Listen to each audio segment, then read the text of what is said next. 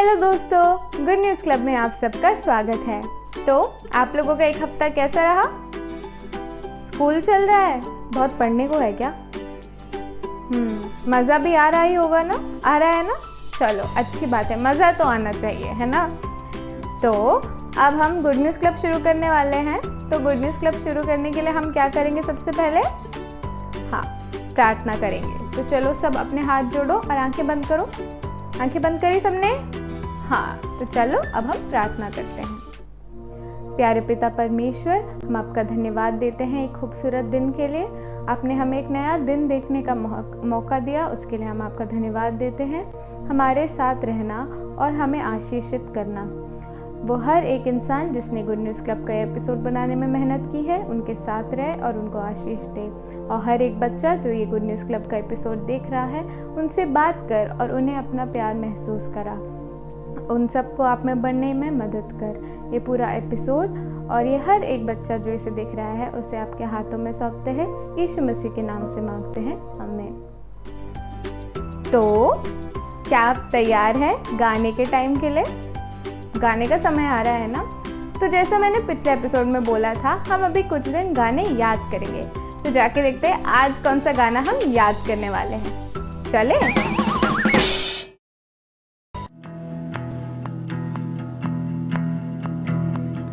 किसके साथ था परमेश्वर? डैनियल किसको मिली थी हमेशा विक्ट्री? डैनियल वो परमेश्वर आज है हमारे अंदर बाहर सब जगह। मिलकर खुशियाँ मनाएं क्योंकि वो है मेरा परमेश्वर। वो हालेलुया, वो हालेलुया, वो हालेलुया, वो हालेलुया, वो हालेलुया, वो हालेलुया, वो हालेलुया, वो हालेलुया, मेरा परमेश्वर। तो दोस्तों, क्या आपको आज का गाना याद था? अरे वाह, ये तो बहुत अच्छी बात है। मुझे बहुत खुशी हुई ये जान के कि आप सबको आज का गाना याद था। पर अब किस बात की बारी है? मेमोरी वर्स सीखने की, है ना? तो हम हमेशा अपना मेमोरी वर्स किससे सीखते हैं? बाइबल से। और बाइबल क्या है? परमेश्वर का वचन है। परमेश्वर बाइबल के द्वारा हमसे बात करता है। तो जब हम ये मेमोरी वर्स सीखते हैं ना, तो हमें ये याद रखना चाहिए कि ये मेमोरी वर्स के द्वारा कौन हमसे बात कर रहा है? परमेश्वर। तो आज का मेमोरी वर्स क्या है, देखते हैं। आज का मेमोरी वर्स है पहला कुरिन्थियों 10:13b। क्या है? पहला कुरिन्थियों 10:13b। वह तुम्हें सामर्थ्य से बाहर परीक्षा में ना पड़ने देगा, वरन परीक्षा के साथ निकास भी करेगा कि तुम सह सको। यहाँ पे कौन से परीक्षा के बारे में बात हो रही है? क्या आपको पता है? हमारे एग्जाम जो होते हैं वो बोर्ड एग्जाम की बात हो रही है? नहीं। टर्मिनल एग्जाम की बात हो रही है? नहीं। यूनिट टेस्ट की बात हो रही है? नहीं। Internal exam? नहीं। Competitive exam? नहीं। ये हमारी जिंदगी की परीक्षा के बारे में बात हो रही है। हम जो छोटी छोटी मुश्किलों से गुजरते हैं, चाहे वो मुश्किल हमारी ज़िंदगी में आई हुई कोई परेशानी हो, या कभी कभी जो हमें पाप करने का इतना मन करता है ना, वो भी तो एक मुश्किल है ना। उस मन से, उस इच्छा से, वो पाप करने वाली आदत से लड़ना भी तो एक तरीके का परीक्षा है ना? तो हम इस तरीके की परीक्षा के बारे में यहाँ बात कर रहे हैं। तो परमेश्वर हमसे किस परीक्षा के बारे में बात कर रहे हैं? जो हम अपनी ज़िंदगी में जो सहते हैं, जो आता है हमारी ज़िंदगी में, परीक्षाएं आती हैं, कठिन समय आता है, उसके बारे में परमेश्वर हमसे बात कर रहा है। और फिर वो क्या कहते हैं? वह तुम्हें सामर्थ्य से बाहर परीक्षा में ना पड़ने देगा। इसका मतलब क्या है? कि हमारा जो सहन शक्ति है, जितना हम सह सकते हैं, उससे ज़्यादा कभी भी परमेश्वर हमें कठिनाई में नहीं पड़ने देगा। क्या हम जितना सह सकते हैं, हमारे पास उतनी ही दिक्कत आएगी। तो अगली बार जब हम बहुत परेशान होंगे तो हमें याद रखना है कि परमेश्वर जानता है इतना तो मैं सह सकता हूँ, इसलिए उनने इतना तो वो हमारे पास आने दिया है ना। तो क्योंकि हम परमेश्वर के बच्चे हैं, परमेश्वर आगे और क्या बोलता है पता है? कि वर्ण परीक्षा के साथ निकास भी करेगा कि तुम सह सको। तो क्या कह रहे हैं? हाँ, एक तो हमारे सामर्थ्य के बाहर हमें परीक्षा नहीं मिलेगी, है ना, उतनी ज़्यादा दिक्कत नहीं मिलेगी जो हम सह ना सके। और जब आएगी दिक्कत, जब परेशानी आएगी, जब हम उस परीक्षा के सामने होंगे, तब वो क्या देगा? उसे सहने की शक्ति भी देगा, उसमें बढ़ के उससे बाहर निकलने की शक्ति भी देगा। जब हम छोटी छोटी परीक्षाएं लिखते हैं, एग्ज़ाम लिखते हैं, तो जब हम लिखते हैं और उसमें हमें प्राइज़ मिलता है या हम उसे पूरा कर पाते हैं, तो हम क्या बोलते हैं? हम जीत गए। कोई गेम खेलते हैं तो क्या कहते हैं? हम जीत गए, है ना। क्यों? क्योंकि वो छोटी छोटी ही सही, पर वो क्या है? जीत है ना। हम विजय पाते हैं। और आज का वर्ड अप क्या है, आप जानते हैं? आज का वर्ड अप है परमेश्वर विजय देता है। परमेश्वर विजय देता है। हम सब साथ में बोलेंगे, 1 2 3, परमेश्वर विजय देता है। तो जब हम आज का मेमोरी वर्स पढ़ते हैं तो हमें परमेश्वर क्या बता रहा है इससे? कि हमारी सहन से बाहर हमें परीक्षा नहीं मिलेगी, पर वो परीक्षा से जब हम गुजरेंगे तो हमें वो सहने की शक्ति मिलेगी और हमें उससे बाहर आने मिलेगा, हमें उससे विजय प्राप्त होगा, है ना। हमें उस परीक्षा से विजय प्राप्त होगा। तो हम जल्दी से सीखेंगे आज का मेमोरी वर्स। चलिए, मैं एक बार पढ़ूंगी, आप मेरे पीछे पीछे दोहराना। चलो बोले। पहला कुरिन्थियों 10:13b। वह तुम्हें सामर्थ्य से बाहर परीक्षा में ना पड़ने देगा, वरन परीक्षा के साथ निकास भी करेगा कि तुम सह सको। पहला कुरिन्थियों 10:13b। अब हम सब साथ में बोलेंगे। तैयार हो? ओके, 1 2 3। पहला कुरिन्थियों 10:13b। वह तुम्हें सामर्थ्य से बाहर परीक्षा में ना पड़ने देगा, वरन परीक्षा के साथ निकास भी करेगा कि तुम सह सको। पहला कुरिन्थियों 10:13b। एक बार आज का वर्ड अप भी साथ में बोलेंगे। तैयार हो? सब तैयार हो? खड़े हो जाओ, खड़े हो जाओ और एकदम जोश में आज का वर्ड अप बोलेंगे ना। ओके, 1 2 3।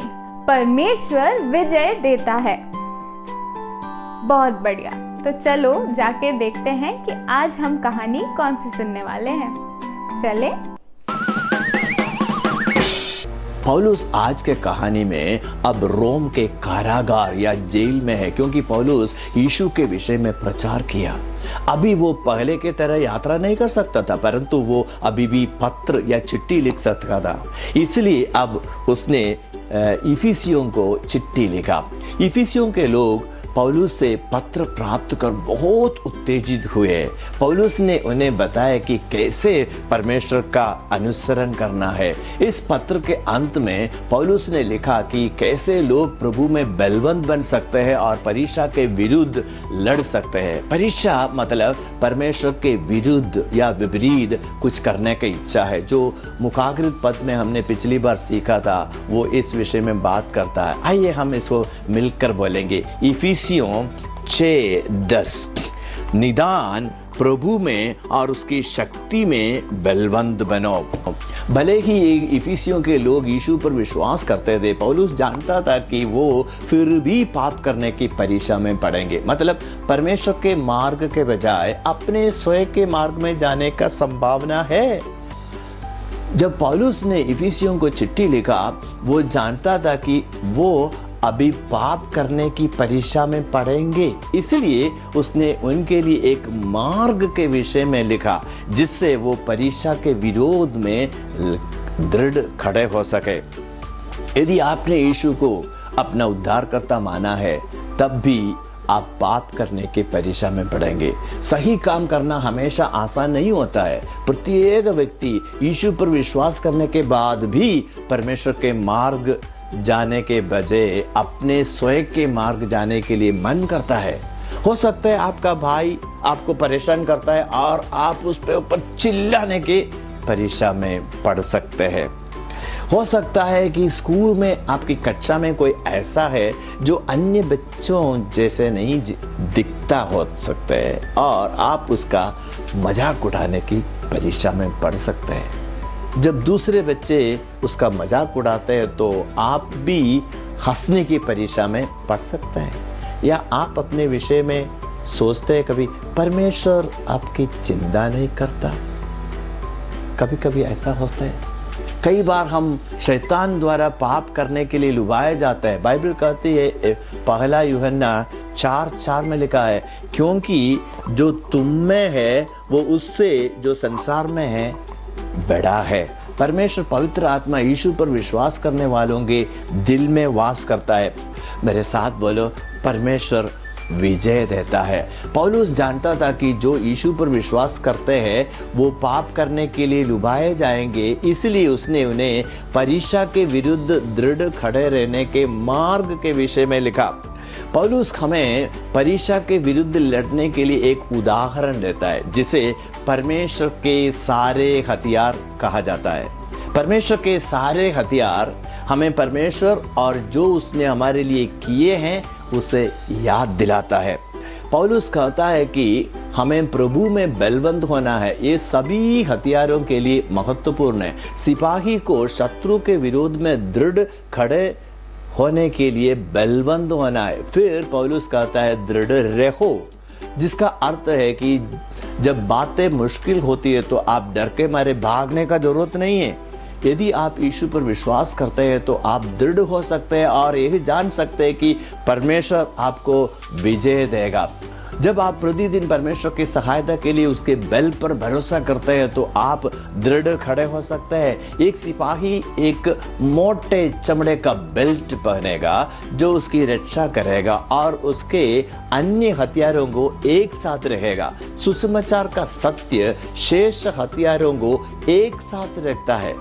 बाइबल हमारे लिए परमेश्वर का वचन और सदैव सत्य है।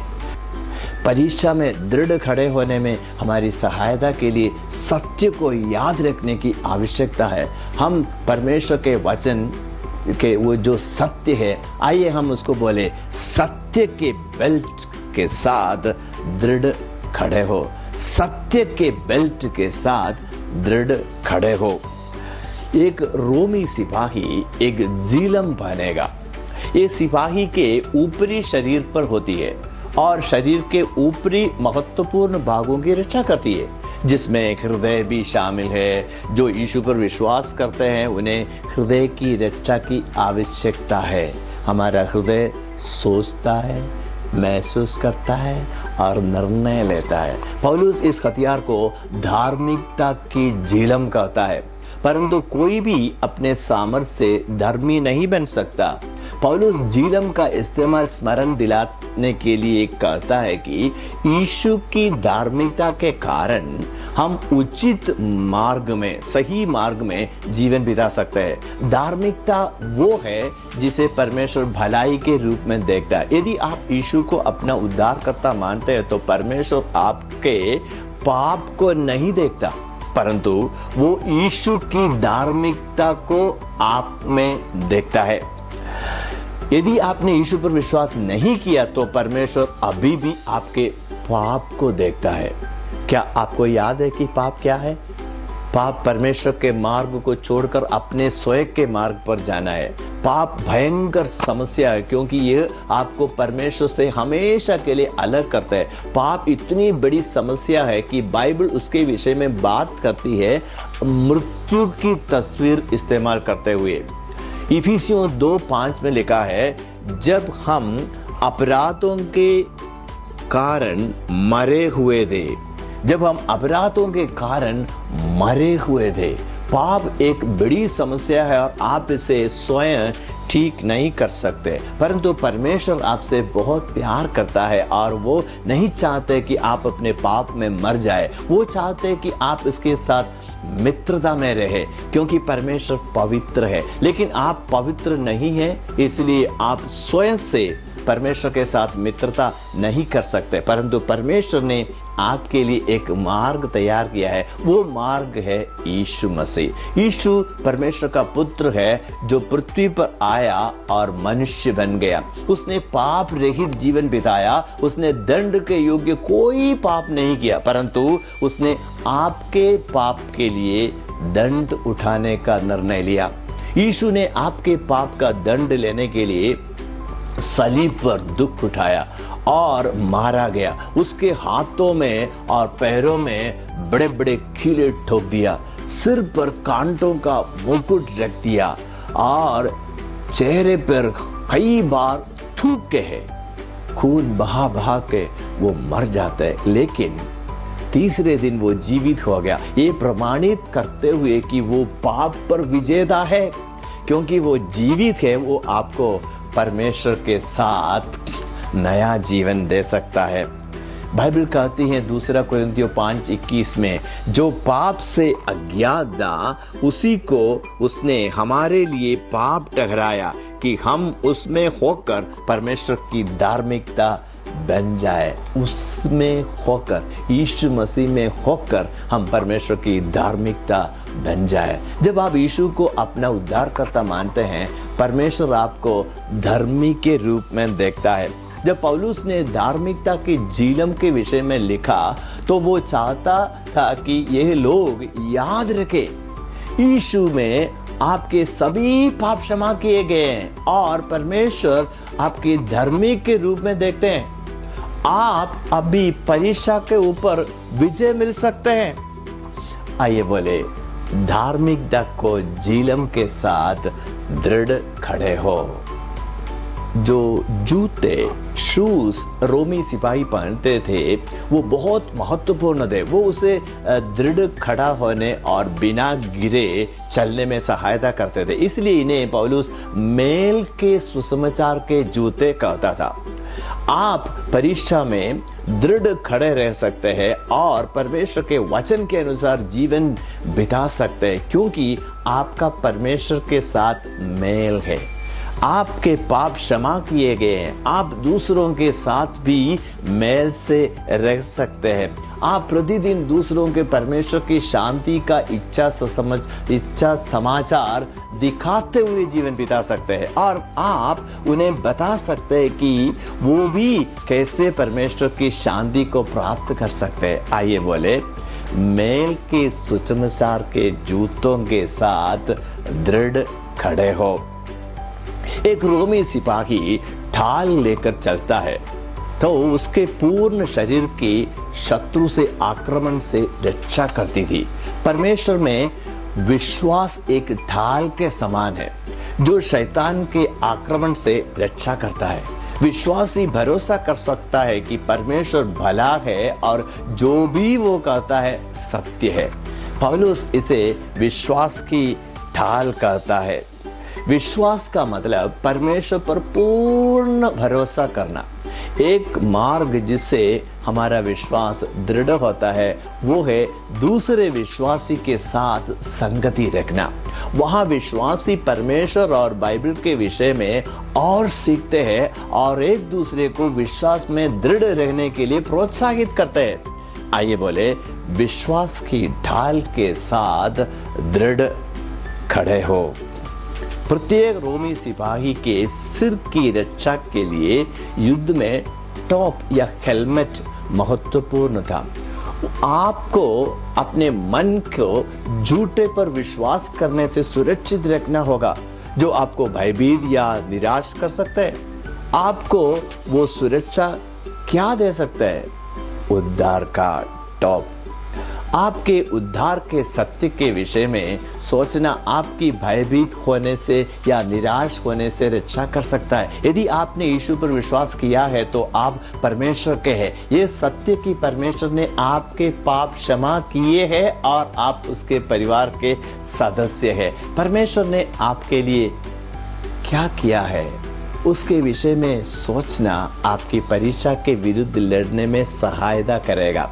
यदि आपने यीशु पर विश्वास किया है, आपके पास परमेश्वर का उद्धार है। आइए बोले, उद्धार के टॉप के साथ दृढ़ खड़े हो। एक अंतिम वस्तु जिसकी एक रोमी सिपाही को आवश्यकता होती थी वो है एक छोटी सी तलवार। इसका इस्तेमाल वो शत्रु पर आक्रमण करने के लिए है। बाइबल कहती है कि इफिसियों 6:17 में लिखा है, और उद्धार का टोप और आत्मा की तलवार जो परमेश्वर का वचन है ले लो। ये वचन में परमेश्वर बाइबल के विषय में बात करता है।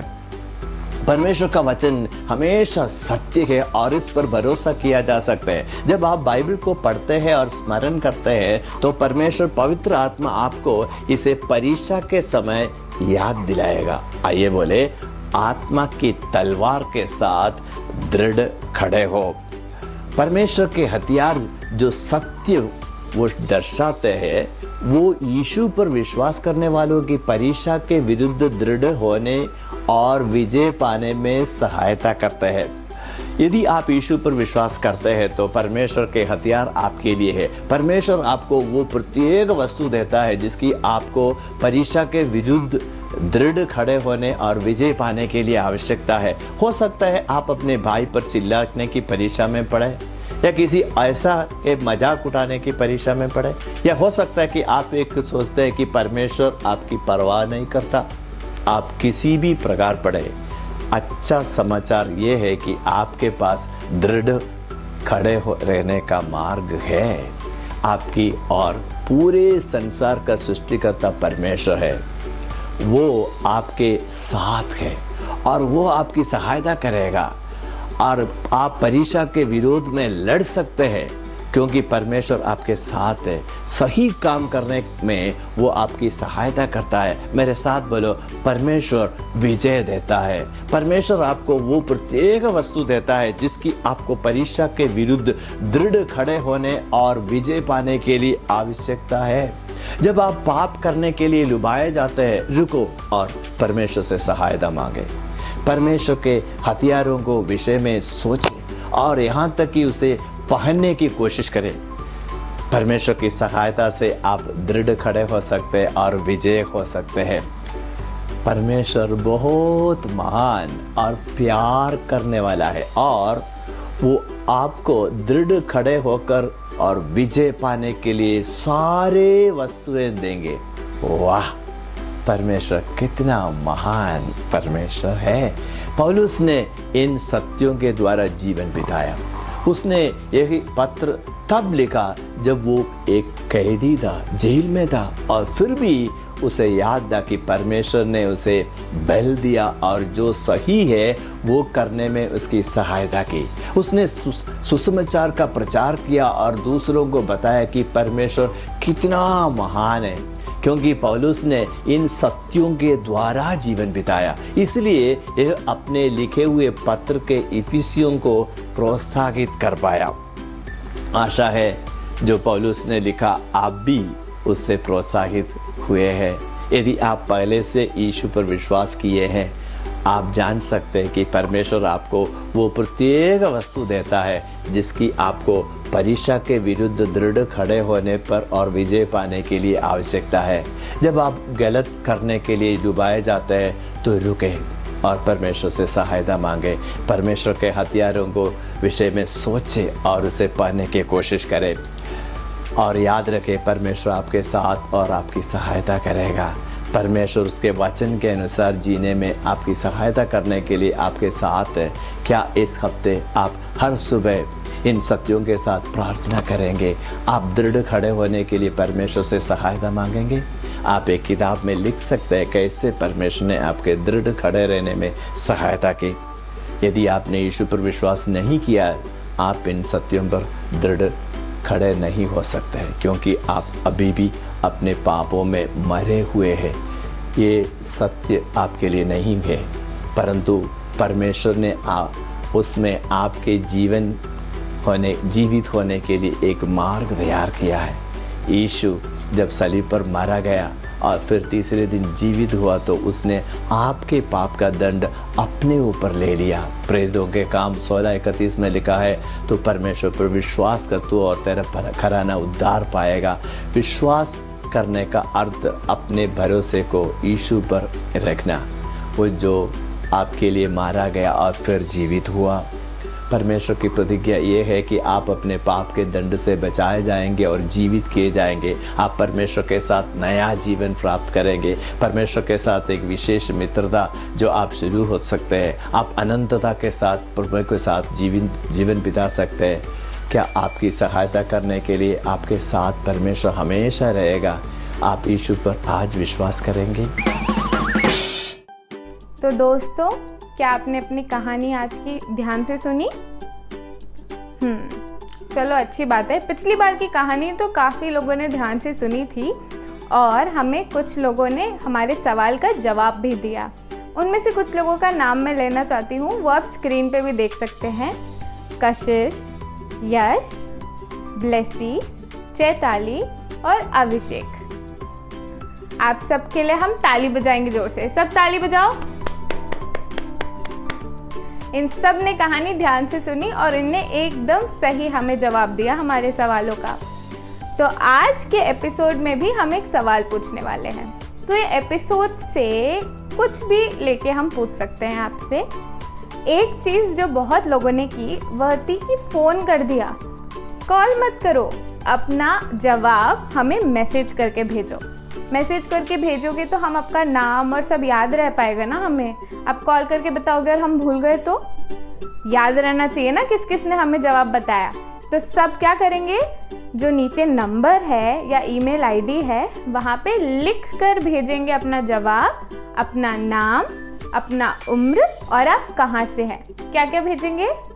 नाम, जवाब, उम्र और आप कहाँ से हैं। और किस पे भेजेंगे? यहाँ नीचे दिए गए नंबर और ईमेल आईडी पे। क्या क्या भेजेंगे इस पे? नाम, उम्र, आप कहाँ से हैं और आपका जवाब। तो आज का सवाल है, बहुत आसान सवाल पूछ रही हूँ। आज का सवाल है, आज के एपिसोड का वर्ड अप क्या था? बहुत आसान है ना। आज के एपिसोड का वर्ड अप क्या था? नीचे दिए हुए नंबर और ईमेल आईडी पे आप अपना आंसर या जवाब लिखकर हमें भेज सकते हैं। याद है ना क्या क्या लिख के भेजना है? ठीक है, अच्छी बात है, याद है। तो इसी के साथ, इस सवाल के साथ हम अपने एपिसोड के अंत में आ चुके हैं। पर कोई बात नहीं, क्योंकि अगले शनिवार फिर से 4:30 बजे तो हम मिल ही रहे हैं। तो इस बार और लोग जवाब देना और हम स्क्रीन पे उन सब के लिए भी तालियां बजवाएंगे। और जितने लोग हमें जवाब देते हैं उनके लिए भी हमने कुछ खास रखा है, पर अभी नहीं बताएंगे, वो हमने आप लोगों के लिए सरप्राइज रखा है। तो जवाब आते रहने दीजिए और फिर देखते हैं कि क्या खास है। तो मिलते हैं अगले शनिवार। बाय।